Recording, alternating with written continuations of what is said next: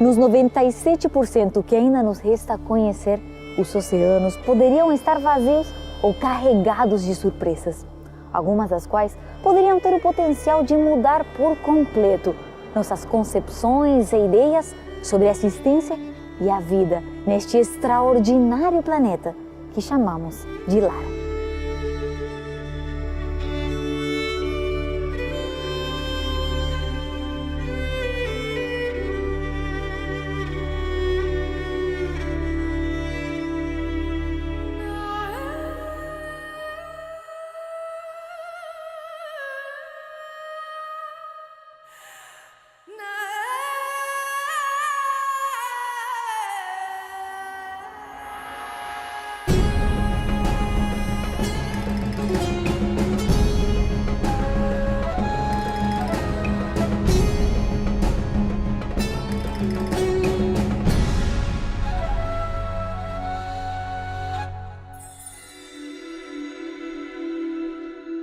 Lo que ocurre en el océano con lo que ocurre en tierra está intrínsecamente relacionado. Y eso lo podemos ver de muchas maneras. Y una de ellas es con respecto al clima. A veces en un lugar llueve, otro lugar es muy seco, y eso tiene que ver con las corrientes marinas. Dependiendo del tipo de corrientes marinas que llegan a las costas, en esas zonas se produce lluvia o no. Si llega una corriente cálida, en la que se evapora mucha agua, entonces es más probable que haya lluvia en esa zona. Si llega una corriente fría, de la que no se produce mucha evaporación, eso será una zona seca. Entonces muchas veces los lugares en los que hay más productividad, porque las corrientes frías en el mar están normalmente asociadas con una mayor productividad, allí hay más plancton, hay más peces, por lo tanto pues, las aves marinas tienen más comida, todo eso, hay una gran vida marina, se corresponde con una zona en tierra que es mucho más seca, que es mucho menos productiva. Y cuando hay alteraciones en esas corrientes marinas, muchas veces hay ecosistemas que incluso pueden llegar a colapsar. Hay veces que eso ocurre de manera natural, por ejemplo el conocido fenómeno del Niño, que es un cambio en las corrientes marinas, que en lugar de llegar a una corriente fría llega a una corriente cálida y se altera completamente el patrón de lluvias de toda Centroamérica, Sudamérica, de todas las islas del Pacífico, y simplemente es por un cambio en las corrientes marinas. Nós temos as correntes marinhas. Elas levam frio do polo para o Equador e calor do Equador para o polo, né? E aí as pessoas até desconhecem esse fato. Um exemplo que nós damos, se não fosse por esse movimento, a Terra seria um planeta inabitável. Porque o ganho de energia diuturnamente na região equatorial favoreceria que houvesse a evaporação de toda a água nessa região do planeta. Se não chegasse um volume expressivo com temperatura baixa, para daí compor com aquela água mais quente e chegar a um equilíbrio que impeça a sua evaporação. Se não fosse o volume de água quente que vai do Equador para os polos, aquela região seriam 2 pedras de gelo. Aí você imagina, nas regiões intermediárias, mas nas regiões intermediárias não seriam, porque nós teríamos por vezes ventos escaldantes vindo da região equatorial ou ventos congelantes vindo das regiões polares. Não teria vida nesse planeta. Então os oceanos, esse já é o primeiro aspecto. Sem eles, nós não teríamos vida aqui. Segundo aspecto, como eles recebem essa energia que vem do Sol e a distribuem através das correntes marinhas, elas criam para a atmosfera corredores. Então, geralmente, onde você tem uma corrente fria se deslocando, você vai ter no ar uma corrente, um jato de ar, a gente chama jet stream, se deslocando também. E a mesma coisa com as massas quentes. Onde você tem uma corrente quente se deslocando, você vai ter uma massa de ar quente se deslocando, né? E essas massas de ar visitam as regiões. The point about oceanic currents is they allow certain life to exist in areas where that life wouldn't normally exist. The example is Iceland. The Gulf Stream provides a very temperate environment around Iceland. So it creates a terrestrial environment where people can live. If it wasn't for the Gulf Stream, I don't know if we'd be sitting here sitting in Iceland right now. For instance, off the Great Barrier Reef, the East Australian current comes down and it produces a reef off Lord Howe Island, way further south than you would normally get a reef because this warm current's coming down. When we think about Antarctica, we have the Antarctic polar front, where there's a very discrete set of body of water with a circumpolar Antarctic current going around that creates a very unique environment both in Antarctic waters and in subantarctic waters. So really, when you talk about ocean life, it really is strongly related to the currents and where those currents are flowing and what sort of environment those currents create, whether it be a warm water current or a cold water current, for instance. Vastos, extensos, os oceanos são tão insondáveis quanto essenciais para tornar a Terra um lugar ideal para a vida. Desde o oxigênio que enche nossos pulmões até o clima que alcança todos os ambientes em que nos encontramos, os oceanos são indispensáveis para o acontecimento de muitos processos que seriam impossíveis de se reproduzir em terra firme. Fenômenos físicos, químicos e biológicos que fazem parte de um sistema interconectado e interdependente que molda as condições de vida no mundo todo. So ocean currents may change the climate of an area by bringing warm water there, or in turn maybe cold water there that may change that environment. If those ocean currents are influencing things like upwelling events, it's going to affect the productivity of that community and enable much more life to live. So I'm a marine biologist. Oceanographers have a much more complex job because the ocean is very complex, but it all works and it creates all these different environments. In some of those environments you wouldn't expect, except the ocean currents are making a difference to changing what that environment is like. Na África do Sul tem um exemplo clássico dessa diversidade que acontece. Na África do Sul, a ponta da África do Sul divide o Oceano Índico do Atlântico. E não há uma divisão física, mas existem dois oceanos que não se misturam. Existem dois tipos de vida completamente diferentes nos dois oceanos que não se misturam, exatamente pelas condições físico-químicas de cada oceano. Então, isso dá uma dimensão da multiplicidade de condições físico-químicas dos oceanos, dos mares. Então, você tem vidas completamente diferentes no Pacífico, no Indo-Pacífico, no Atlântico, no Mediterrâneo, no Mar Vermelho. Então, só naquela região você já tem uma diversidade enorme de vida. Então, você multiplica isso por vários oceanos, você começa a ter uma diversidade de vida extraordinária e, por isso, a gente pouco conhece. For my part of the world where I did my research for many years is Antarctica.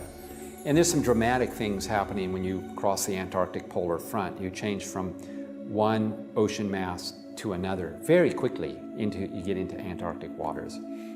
And there are organisms adapted to subantarctic waters, and then there are organisms that are adapted to Antarctic waters. You know, my area for squid, for instance, there's different populations of squid in these different water masses adapted to those environments. And again, that's related by currents and sometimes not just currents, but when two water masses meet, making a very clear demarcation between two water masses. I think of Australia as well. We have the East Australian Current that comes down the east coast of Australia along the Great Barrier Reef. Well, interesting with that current, you can go into New South Wales, which is in kind of southern Australia, and go out to an island called Lord Howe Island. That's a little island off the coast of sort of out from Sydney, out kind of off that way. And that's the southernmost coral reef in the world, Lord Howe Island. Now, the only reason that exists there is because we have this warm East Australian current coming down, and it's carrying all the planktonic larval forms of fish and corals and so forth from the Great Barrier Reef, carrying them down in that current, and they find a home there at Lord Howe Island. And so there they colonize that very southern area, creating a reef environment. So that's another example where that reef probably wouldn't be there. It's way too far south to where you normally find reefs, but because there's an ocean current carrying that warm water and bringing that life, that reef life to that environment, there's a reef colonizing Lord Howe Island. Há muitas forças que interagem com este imenso corpo de água que cobre grande parte do planeta. O vento, a densidade e a temperatura dão origem a fenômenos peculiares como, por exemplo, as ondas, as marés que devem sua variação principalmente à interação entre as forças de atração gravitacional exercidas pelo Sol e a Lua na Terra, e as correntes marinhas, cujos movimentos contínuos, além de serem utilizados como transporte por muitas formas de vida, têm uma influência determinante na regulação climática das diversas regiões do planeta. Vamos dar o exemplo das correntes marinhas e sua articulação com as massas de ar, por exemplo. Então vamos pegar o caso de Lisboa e Nova York. São cidades que estão com as mesmas condições geográficas.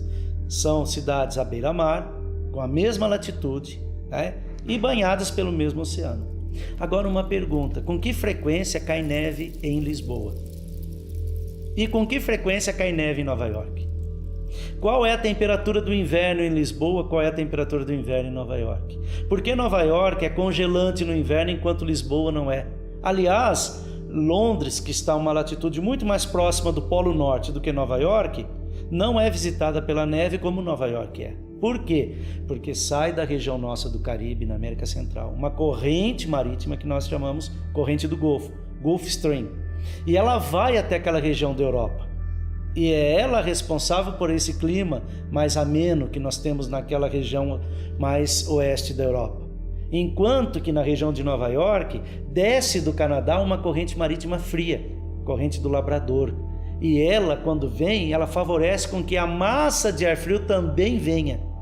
E aí você tem um inverno congelante em Nova York. E em Lisboa, Londres, você já não tem esse inverno congelante. Por quê? Porque junto com a corrente do Golfo, vai também uma massa de ar. E mesmo que o domínio daquela região do planeta seja de temperaturas baixas, ela ameniza esse índice. E aí nós enxergamos que, havendo mudanças nos oceanos, por exemplo, agora com o derretimento das geleiras, nós vamos ter consequências sérias para o clima do planeta, porque a nossa atmosfera está intrinsecamente ligada a todos os processos de ciclagem e distribuição do calor recebido do Sol através dos oceanos. No vasto e profundo manto azul que cobre o nosso planeta, mais do que nunca podemos ver um sinal de alerta, um chamado de atenção que exige ação. Uma cruzada que defenda a vida e o frágil equilíbrio que a sustenta. Olha, é importante lembrar que as correntes marinhas, estão muito bem estabelecidas a partir de pelo menos algumas condições. Quais são? A temperatura, a densidade que nós temos e também qual que é a porcentagem de sal que existe. Aí, de novo, nós ficamos preocupados, porque com o derretimento das geleiras, principalmente as geleiras polares, nós vamos jogar muito mais água doce no oceano. E isso pode alterar, sim, a composição de algumas regiões e interferir na distribuição das nossas correntes marinhas. E com as correntes marinhas alterando seus caminhos por dentro do oceano, seguramente as massas de ar que aproveitam esse deslocamento dos oceanos vão alterar a sua distribuição aqui também. E aí nós poderemos enxergar a um quadro claro de mudança climática, não porque vão surgir novos tipos de clima, vão ser esses que estão aqui. Nós já conhecemos todos eles, o polar, o desértico, equatorial, tropical, enfim. Mas eles vão se manifestar em outras áreas. E a nossa preocupação é a seguinte: as formas de vida, elas ainda conseguem se deslocar em busca daquelas condições ideais. Mas e as plantas que são a base da cadeia alimentar? E os vegetais que são os seres fotossintéticos, aqueles que conseguem fazer a fotossíntese e estão na base da cadeia alimentar, eles vão conseguir? Se eles não conseguirem, qual vai ser a consequência disso para as formas de vida? Então, qualquer interferência nossa vai ter consequências drásticas. Por isso que a espécie humana tem que rever a sua ação sobre o espaço, porque a partir dessas ações nós colocamos todo esse equilíbrio em risco. As consequências estão à vista. O dano já foi feito e, em muitos casos, é irreversível. A catástrofe é iminente e, mesmo assim, continuamos avançando seduzidos pela ilusória tranquilidade da ignorância. como se desconhecê-lo nos deixasse impunes, ou se omiti-lo o tornasse improvável. E dessa forma deixamos passar, quem sabe, a nossa última chance. El océano tiene un papel muy importante en el ciclo del agua. Es donde normalmente, cuando uno habla del ciclo del agua, donde empieza y termina. Tenemos grandes cantidades de agua salada en el océano, pero cuando ese agua se evapora, la sal se queda en el océano y tenemos agua pura, limpia, que vuelve a empezar el proceso, que luego pues, en las nubes se condensa, se transporta a distintos lugares, cae en forma de precipitaciones y entonces luego esa es el agua que está en los ríos, en los lagos, en las aguas subterráneas que utilizan los seres vivos y que vuelve a terminar en el océano.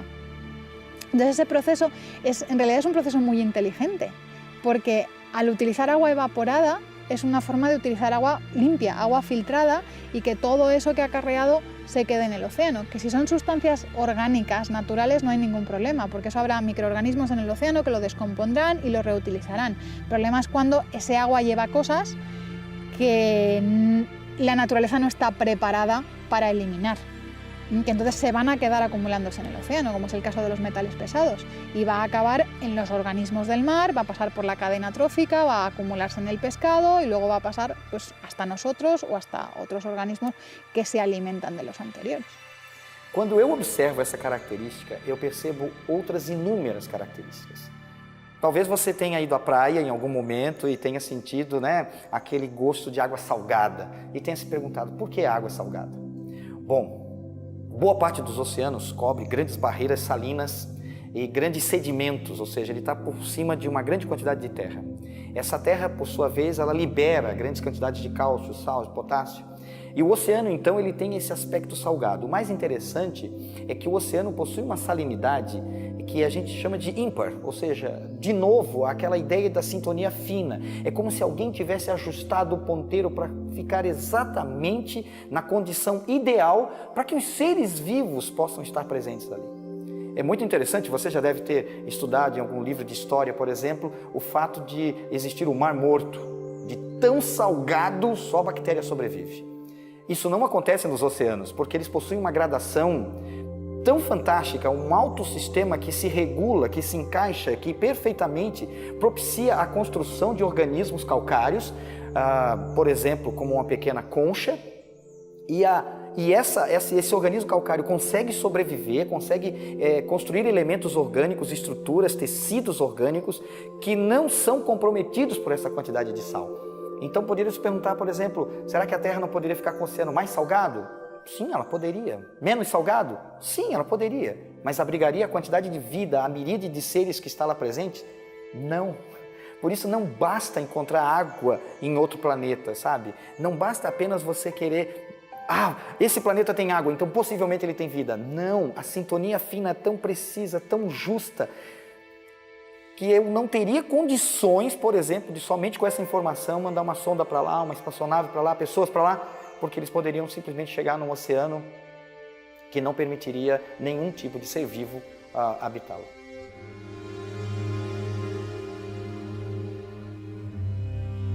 Um planeta cujo funcionamento finamente ajustado sugere para muitos um design. Uma maquinária complexa aparentemente projetada para permitir as condições precisas e indispensáveis para a vida. Vida que, embora às vezes nos esqueçamos, é frágil, suscetível à menor mudança, vulnerável mesmo diante da indiferença.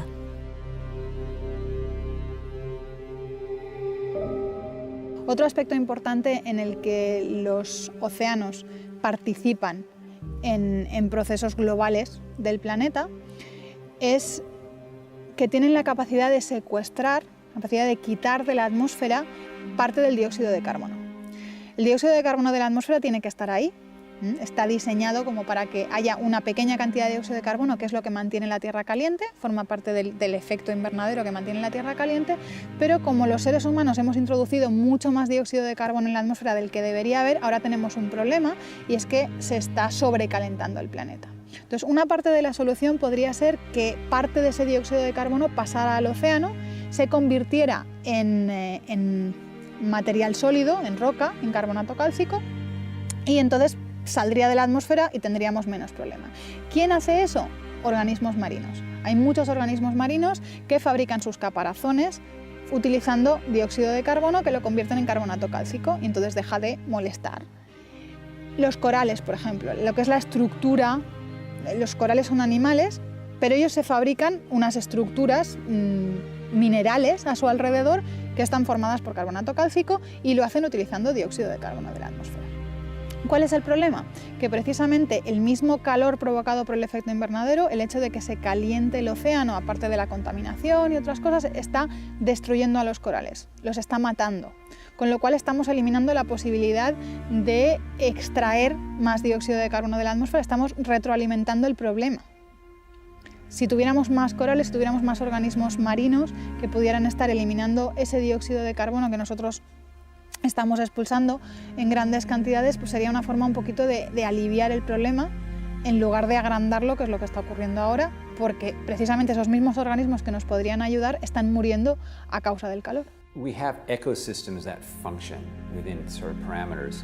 If those parameters are changed, it may disrupt an ecosystem, cause that ecosystem to maybe be less diverse. You may have an ecosystem.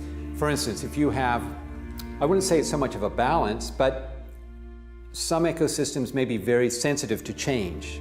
So they may have very narrow parameters. Take coral reefs, for instance. If you warm water on a shallow coral reef, probably many people have heard about coral bleaching. It causes them to lose the zooxanthellae, those little photosynthetic, basically plants, algae that live in their tissues. They lose that, and basically the coral dies, because that is important for capturing that sun's energy for that coral to grow. What happens in that environment is you have a thriving, diverse coral reef. The corals die, and it becomes an environment dominated by algae instead of corals. And when you see an environment that changes from a coral-dominated community to a more algal-dominated community, it's not the same. So a lot of things are lost in that community. It's much more depauperate. The species richness goes right down. Or it could happen in a place where there's pollutants, where the pollutants cause, again, maybe algal species to grow and actually kill out coral. You've changed that environment. It's not the same, and certainly not nearly as nice. You've changed it to a much less species-rich environment. You've lost the dynamics of that ecosystem. So some ecosystems like coral reefs can be finely tuned, and if you disrupt that particular parameters in that environment, you may end up with a much less diverse environment and a destroyed ecosystem in many cases, or a very different ecosystem that isn't what it once was. Hoje, grande problema dos corais no mundo todo, a grande barreira de corais está passando por esse problema, é o branqueamento de corais. O que é isso? Os corais vivem em simbiose com algas. As algas é que dão a coloração aos corais. Então, coral vermelho, amarelo, marrom, verde, tudo isso são algas. Quando você tem um aquecimento da água, o primeiro a morrer são essas algas. Quando ela morre, a alga ela capta a luz do sol e transforma isso em energia, em açúcares, e o coral e ela se alimentam disso.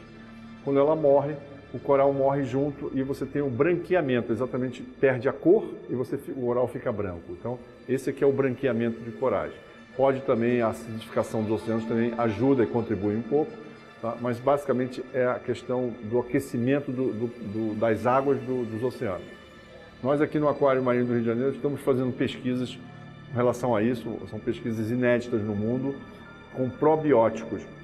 São bactérias boas que fazem com que evitam que esse aquecimento, esses 2 ou 3 graus, façam com que as algas morram. Então a gente evita que a alga morra e evita o branqueamento.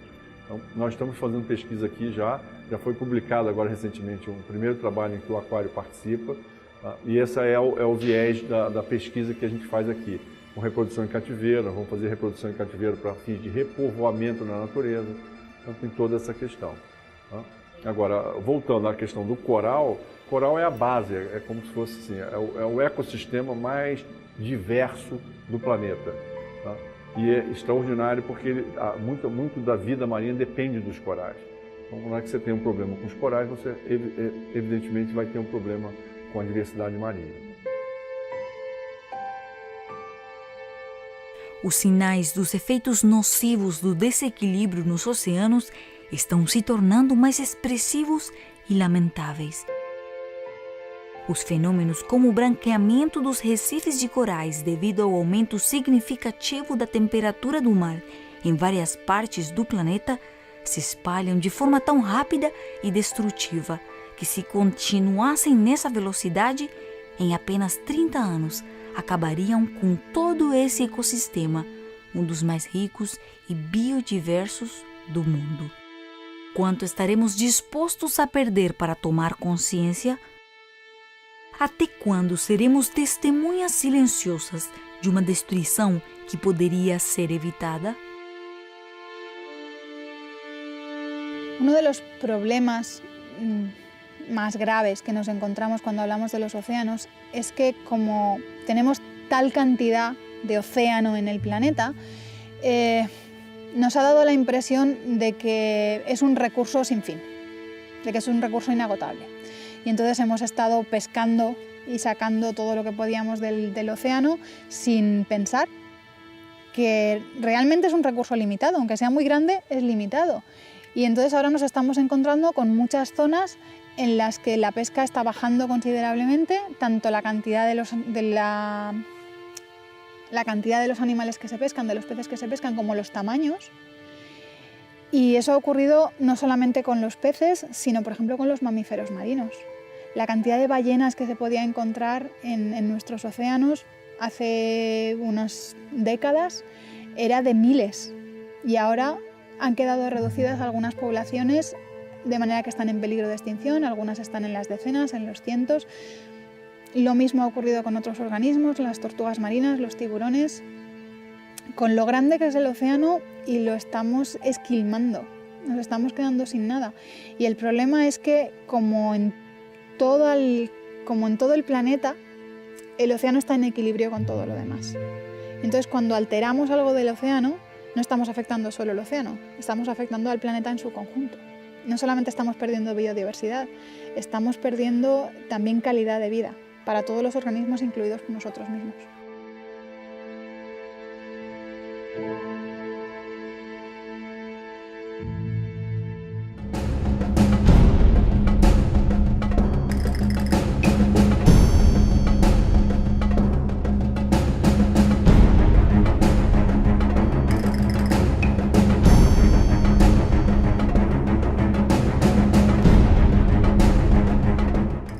Não há uma divisão física, mas existem dois oceanos que não se misturam, existem dois tipos de vida completamente diferentes nos dois oceanos que não se misturam, exatamente pelas condições físico-químicas de cada oceano. Então, isso dá uma dimensão da multiplicidade de condições físico-químicas dos oceanos, dos mares. Então, você tem vidas completamente diferentes no Pacífico, no Indo-Pacífico, no Atlântico, no Mediterrâneo, no Mar Vermelho. Então, só naquela região você já tem uma diversidade enorme de vida. Então, você multiplica isso por vários oceanos, você começa a ter uma diversidade de vida extraordinária, e por isso a gente pouco conhece. For my part of the world where I did my research for many years is Antarctica.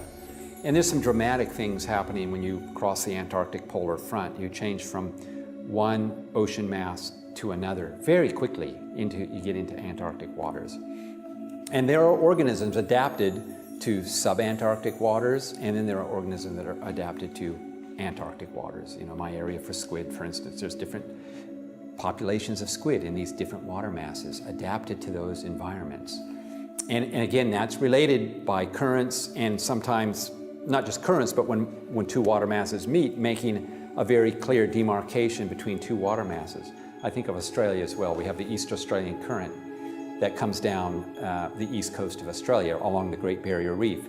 Well, interesting with that current, you can go into New South Wales, which is in kind of southern Australia, and go out to an island called Lord Howe Island. That's a little island off the coast of New, sort of out from Sydney, out kind of off that way. And that's the southernmost coral reef in the world, Lord Howe Island. Now the only reason that exists there is because we have this warm East Australian current coming down, and it's carrying all the planktonic larval forms of fish and corals and so forth from the Great Barrier Reef, carrying them down in that current, and they find a home there at Lord Howe Island. And so there they colonize that very southern area, creating a reef environment. So that's another example where that reef probably wouldn't be there. It's way too far south to where you normally find reefs, but because there's an ocean current carrying that warm water and bringing that life, that reef life to that environment, there's a reef colonizing Lord Howe Island. Há muitas forças que interagem com este imenso corpo de água que cobre grande parte do planeta. O vento, a densidade e a temperatura dão origem a fenômenos peculiares como, por exemplo, as ondas, as marés, que devem sua variação principalmente à interação entre as forças de atração gravitacional capturing that sun's energy for that coral to grow. What happens in that environment is you have a thriving, diverse coral reef. The corals die, and it becomes an environment dominated by algae instead of corals. And when you see an environment that changes from a coral-dominated community to a more algal-dominated community, it's not the same. So a lot of things are lost in that community. It's much more depauperate. The species richness goes right down. Or it could happen in a place where there's pollutants, where the pollutants cause, again, maybe algal species to grow and actually kill out coral. You've changed that environment. It's not the same, and certainly not nearly as nice. You've changed it to a much less species-rich environment. You've lost the dynamics of that ecosystem. So some ecosystems, like coral reefs, can be finely tuned, and if you disrupt that particular parameters in that environment, you may end up with a much less diverse environment and a destroyed ecosystem in many cases, or a very different ecosystem that isn't what it once was. Hoje, grande problema dos corais no mundo todo, a grande barreira de corais está passando por esse problema, é o branqueamento de corais. O que é isso? Os corais vivem em simbiose com algas. As algas é que dão a coloração aos corais. Então, coral vermelho, amarelo, marrom, verde, tudo isso são algas. Quando você tem um aquecimento da água, o primeiro a morrer são essas algas. Quando ela morre, a alga ela capta a luz do sol e transforma isso em energia, em açúcares, e o coral e ela se alimentam disso. Quando ela morre, o coral morre junto e você tem um branqueamento, exatamente perde a cor e o coral fica branco. Então, esse aqui é o branqueamento de corais. Pode também, a acidificação dos oceanos também ajuda e contribui um pouco, tá? Mas basicamente é a questão do aquecimento das águas dos oceanos. Nós aqui no Aquário Marinho do Rio de Janeiro estamos fazendo pesquisas em relação a isso, são pesquisas inéditas no mundo, com probióticos. São bactérias boas que fazem com que evitam que esse aquecimento, esses 2 ou 3 graus, façam com que as algas morram. Então a gente evita que a alga morra e evita o branqueamento. Então nós estamos fazendo pesquisa aqui já foi publicado agora recentemente um primeiro trabalho em que o aquário participa, tá? E esse é o viés da pesquisa que a gente faz aqui. Com reprodução em cativeiro, vamos fazer reprodução em cativeiro para fins de repovoamento na natureza. Então tem toda essa questão. Com a mesma latitude, né? E banhadas pelo mesmo oceano. Agora uma pergunta, com que frequência cai neve em Lisboa?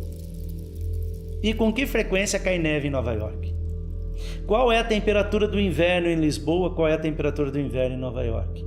Por que Nova York é congelante no inverno enquanto Lisboa não é?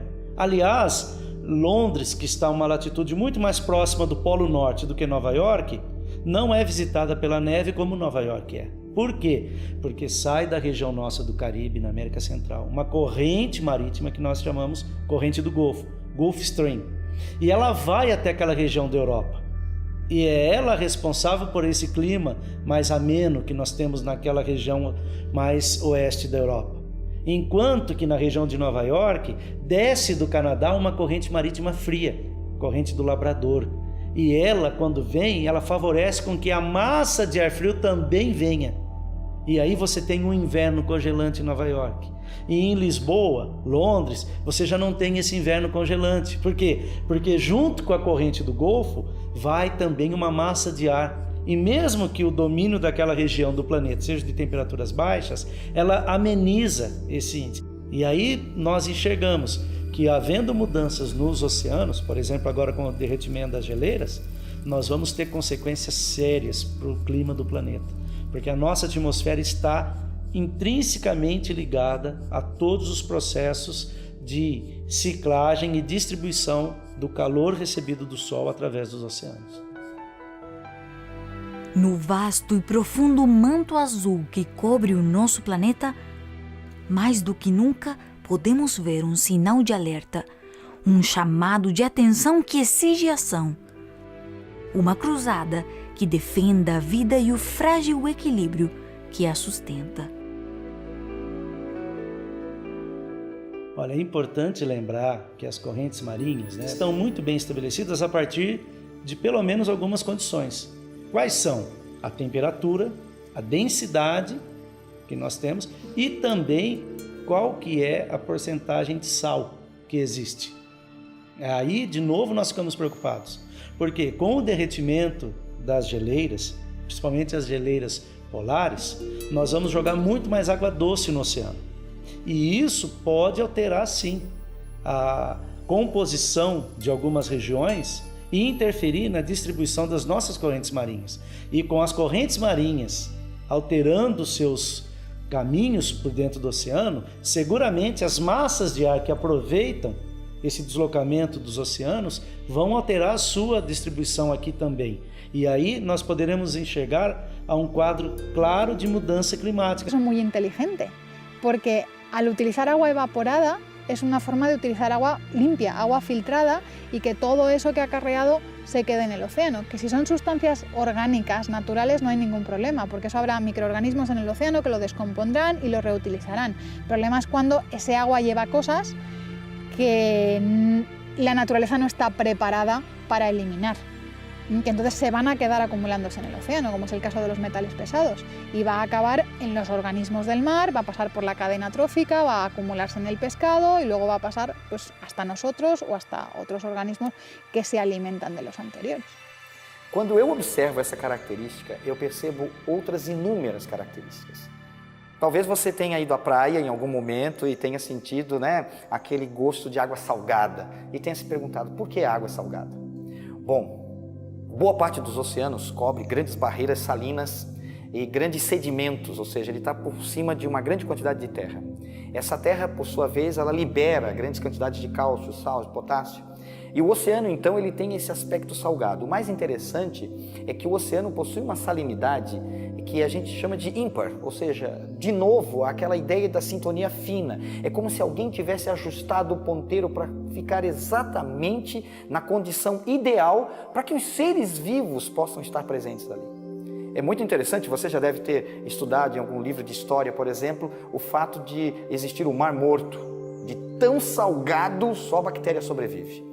Isso não acontece nos oceanos, porque eles possuem uma gradação tão fantástica, um alto sistema que se regula, que se encaixa, que perfeitamente propicia a construção de organismos calcários, por exemplo, como uma pequena concha, e esse organismo calcário consegue sobreviver, consegue construir elementos orgânicos, estruturas, tecidos orgânicos que não são comprometidos por essa quantidade de sal.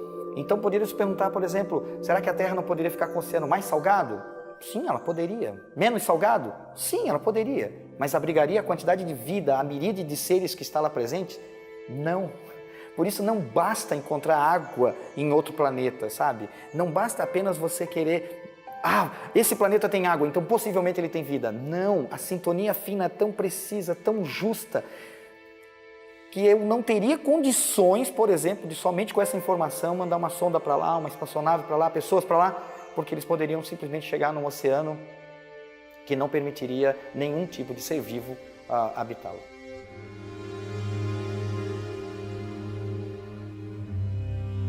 Um planeta cujo funcionamento finamente ajustado sugere para muitos um design. Uma maquinária complexa aparentemente projetada para os ambientes em que nos encontramos, os oceanos são indispensáveis para o acontecimento de muitos processos que seriam impossíveis de se reproduzir em terra firme. Fenômenos físicos, químicos e biológicos que fazem parte de um sistema interconectado e interdependente que molda as condições de vida no mundo todo.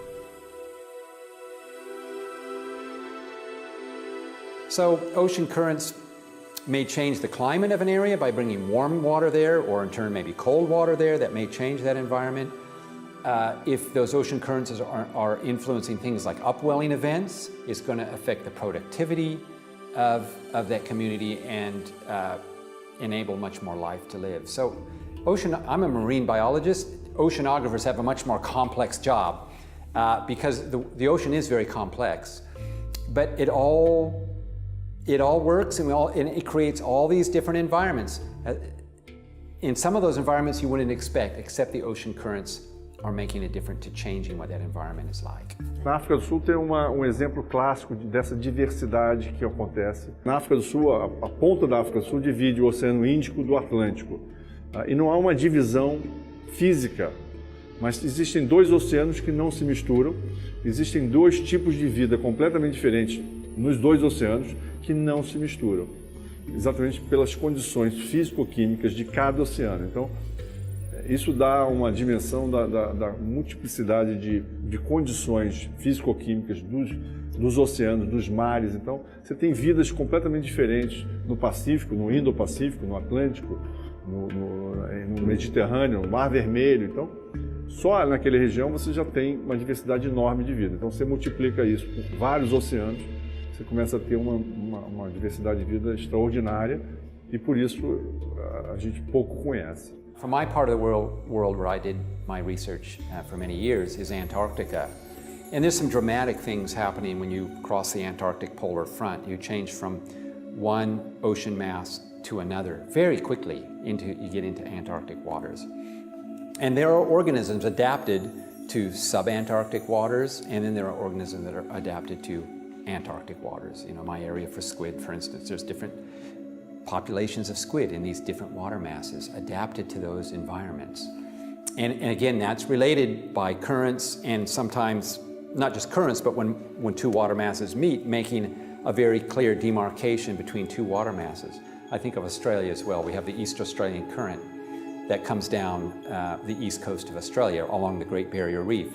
Well, interesting with that current, you can go into New South Wales, which is in kind of southern Australia, and go out to an island. Ideal para que os seres vivos possam estar presentes ali. É muito interessante, você já deve ter estudado em algum livro de história, por exemplo, o fato de existir o Mar Morto, de tão salgado só a bactéria sobrevive. Isso não acontece nos oceanos, porque eles possuem uma gradação tão fantástica, um alto sistema que se regula, que se encaixa, que perfeitamente propicia a construção de organismos calcários, por exemplo, como uma pequena concha, e esse organismo calcário consegue sobreviver, consegue construir elementos orgânicos, estruturas, tecidos orgânicos que não são comprometidos por essa quantidade de sal. Então poderia se perguntar, por exemplo, será que a Terra não poderia ficar com o oceano mais salgado? Sim, ela poderia. Menos salgado? Sim, ela poderia. Mas abrigaria a quantidade de vida, a miríade de seres que está lá presente? Não. Por isso não basta encontrar água em outro planeta, sabe? Não basta apenas você querer... esse planeta tem água, então possivelmente ele tem vida. Não, a sintonia fina é tão precisa, tão justa, que eu não teria condições, por exemplo, de somente com essa informação mandar uma sonda para lá, uma espaçonave para lá, pessoas para lá, porque eles poderiam simplesmente chegar num oceano que não permitiria nenhum tipo de ser vivo habitá-lo.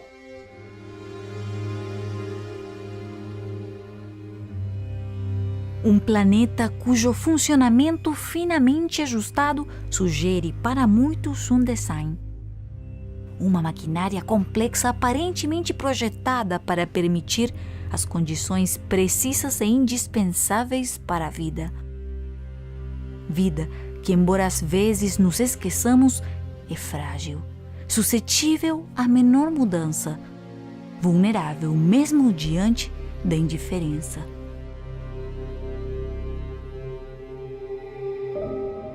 Otro aspecto importante en el que los océanos participan en procesos globales del planeta es que tienen la capacidad de secuestrar, la capacidad de quitar de la atmósfera parte del dióxido de carbono. El dióxido de carbono de la atmósfera tiene que estar ahí, está diseñado como para que haya una pequeña cantidad de dióxido de carbono, que es lo que mantiene la Tierra caliente, forma parte del efecto invernadero que mantiene la Tierra caliente, pero como los seres humanos hemos introducido mucho más dióxido de carbono en la atmósfera del que debería haber, ahora tenemos un problema y es que se está sobrecalentando el planeta. Entonces, una parte de la solución podría ser que parte de ese dióxido de carbono pasara al océano, se convirtiera en material sólido, en roca, en carbonato cálcico, y entonces saldría de la atmósfera y tendríamos menos problema. ¿Quién hace eso?